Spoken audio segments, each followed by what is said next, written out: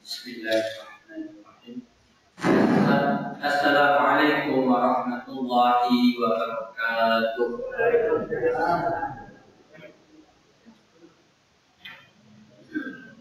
Alhamdulillahirabbil alamin wa bihi nasta'in ala umuri waddin.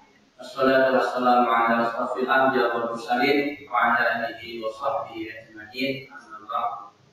Allahumma shalli ala Muhammad wa ala ali Muhammad. Alhamdulillahirabbil alamin. Marilah kita panjatkan puji syukur kita kehadirat Allah Subhanahu wa taala. Alhamdulillah kita masih diberi kesempatan sampai hari ini, hari ke-16. Alhamdulillah masuk malam 19, yang artinya sebentar lagi kita akan memasuki malam 10 hari Ramadan. Malam-malam yang sangat istimewa, yang tentunya mudah-mudahan kita diberi kesehatan, diberi kekuatan sehingga kita bisa menjalani ibadah di 10 hari terakhir dengan dengan penuh keimanan dan keikhlasan. Salam marilah kita limpahkan, kita curahkan kepada Nabi kita Muhammad SAW. Allah saudara juga bersama salat yang dirahmati Allah. Ya, sholat tarawih, alhamdulillah. Tarawih itu artinya sholat yang ada istirahatnya, tarawih, rohah, istirahat. Tapi yang istirahat makmumnya duduk senderan, imamnya tetap berdiri, suruh isi kultur. Jadi imamnya nggak tarawih. Baik Bapak Ibu yang dirahmati Allah Subhanahu wa taala, sini kita akan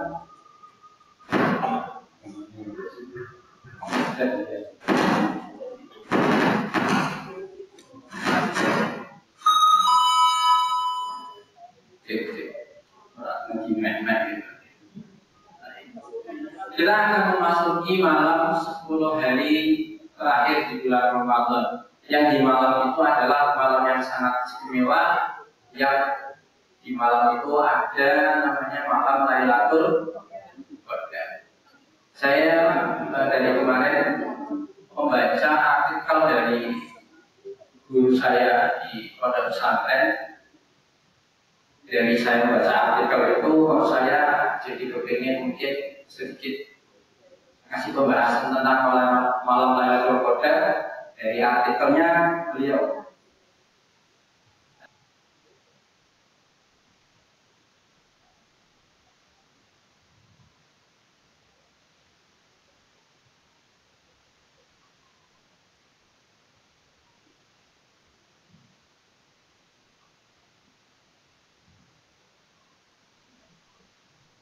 Khairum in alfi syahr tanazzalul malaikatu war-ruhu fiha bi-idzni rabbihim min kulli amr salamun hiya hatta matla'il fajr. Disuruh ya, banyak ulama yang mengatakan pada intinya malam Lailatul Qadar adalah malam yang lebih baik daripada 1000 bulan. Artinya kalau kita ibadah di malam-malam itu, maka kita seperti ibadah 1000 bulan. Bayangin Ibu, kalau kita ibadah 1 hari malam 27, bagaimana kalau kita ibadahnya 1000 bulan? Yang tentunya pahala kita akan berlipat ganda, dan tentunya dosa-dosa kita akan semua diampuni oleh Allah Subhanahu wa taala. Yang mengatakan ya, justru dengan adanya malam Lailatul Qadar yang tidak tahu tepatnya, maka itu memotivasi kita untuk beribadah 10 hari full dengan sangat tekun, sangat khusus. Soalnya kalau karakter kita sebagai manusia, kalau tahu artinya malam Lailatul Qadar itu malam 27, malam 27 itu masjidnya ramai penuh ketok. Malam sebelumnya kosong. Ya nggak Bu? Ya. Kayak kalau di Matahari dikasih diskon besok tanggal 25 diskon ketok Matahari. Tapi selebihnya sedikit nggak ada. Nah, kita itu selalu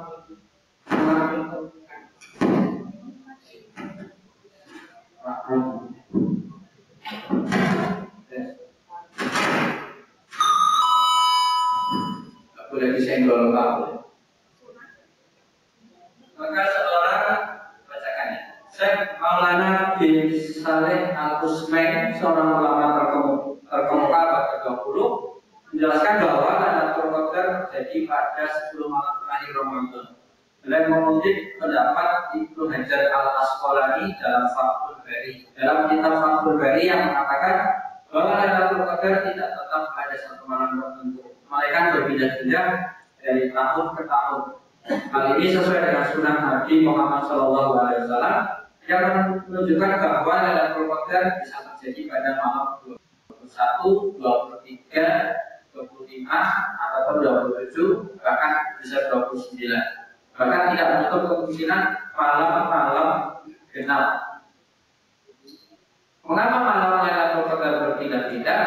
Karena pada dasarnya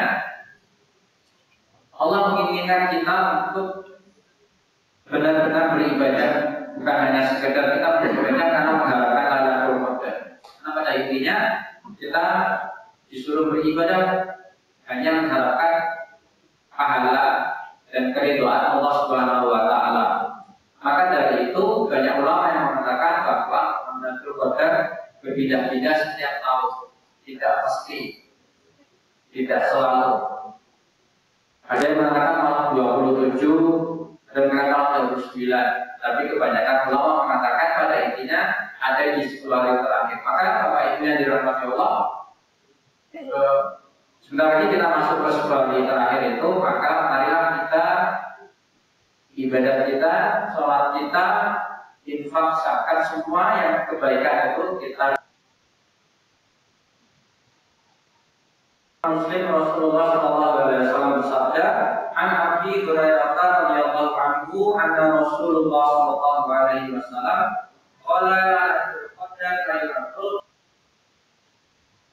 balja la harrah wa la barida tusbihu syams sabihatan dhaifatan hamra." Tanda-tanda Lailatul Qadar adalah malamnya yang terang benderang, tenang, tidak panas dan tidak dingin.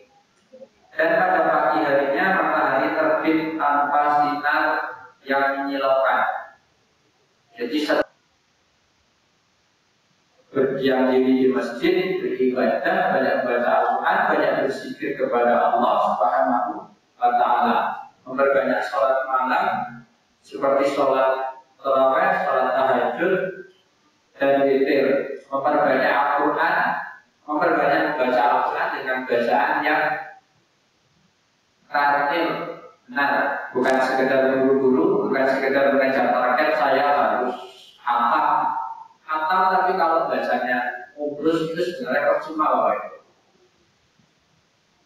Saya sering mengatakan kepada anak-anak murid itu, baca Al-Quran itu yang dinilai bukan yang paling cepat,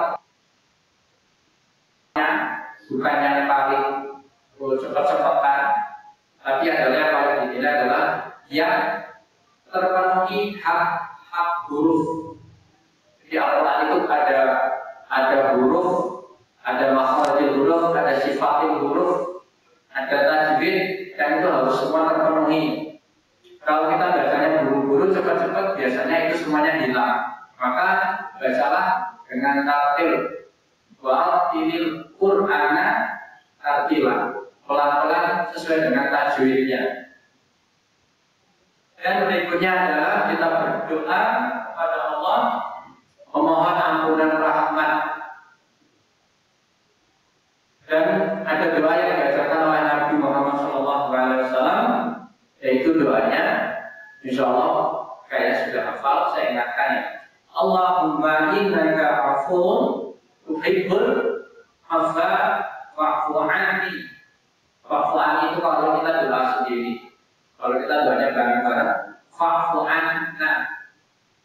Yang artinya Allahumma, yang artinya ya Allah, Engkau Maha Pemaaf dan menyukai permohonan maaf. Maka maafkanlah aku. Fa'fu anni, maka maafkanlah aku, maka ampunilah aku. Ketika menjadi fa'fu anna, maka artinya maka ampunilah kami semua.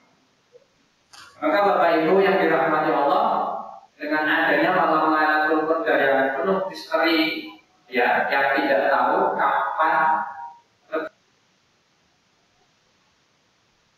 sholat berbanyak baca Al-Quran kita, yang tentunya lebih intens lagi, terutama di malam-malam 10 hari terakhir di bulan Ramadan. Kita berdoa semoga kita diberikan kesehatan dan tentunya kemudahan, dan semoga kita semua mendapatkan malam Lailatul Qadar, diampuni dosa-dosa kita semua, diberikan rahmat dan keberkahan dalam hidup kita, baik di dunia maupun di akhirat. Bapak Ibu yang dirahmati Allah, mohon maaf, hanya itu yang bisa saya sampaikan. Kurang lebihnya mohon maaf. Shadaqallahul Alim wa shadaqa Rasulullahil Karim. Subhanallah wa rabbana wa bihamdika asyhadu an la ilaha illa anta astaghfiruka wa atubu ilaik. Assalamualaikum warahmatullahi wabarakatuh.